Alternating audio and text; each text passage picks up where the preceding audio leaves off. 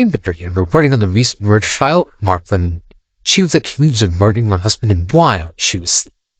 Look at that. She was obviously guilty. It all started out with the prosecution attorney presenting.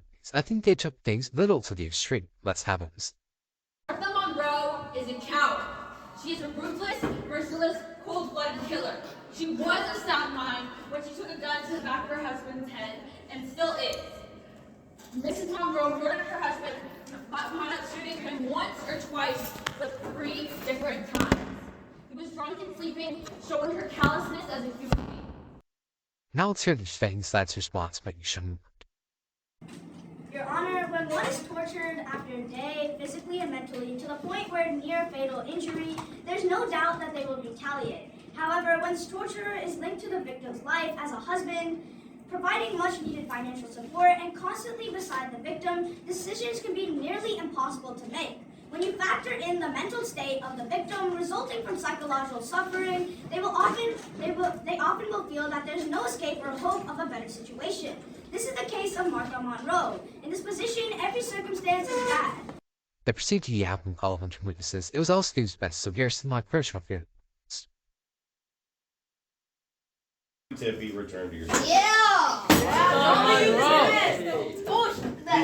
Injurious to state.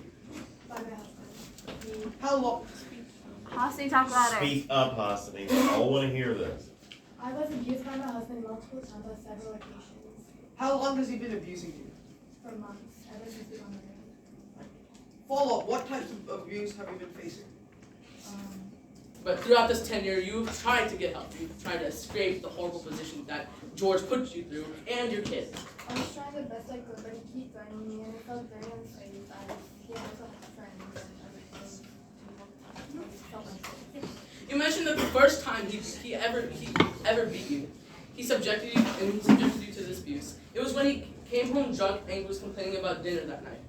When you contested that it tasted fine, he slapped you. Did you recall from me why you think he did that? I don't know. I just suffer from PTSD. I feel like there was something wrong or something that he did at work or something that he had to work, but I don't know. I just felt really unsafe.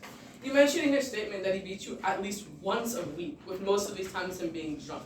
This has happened multiple times, hasn't it? Yeah, it did. And you said that when he came home the night of the murder, he was already beginning to get mad and left the house to, quote, have fun and, quote, get treated right.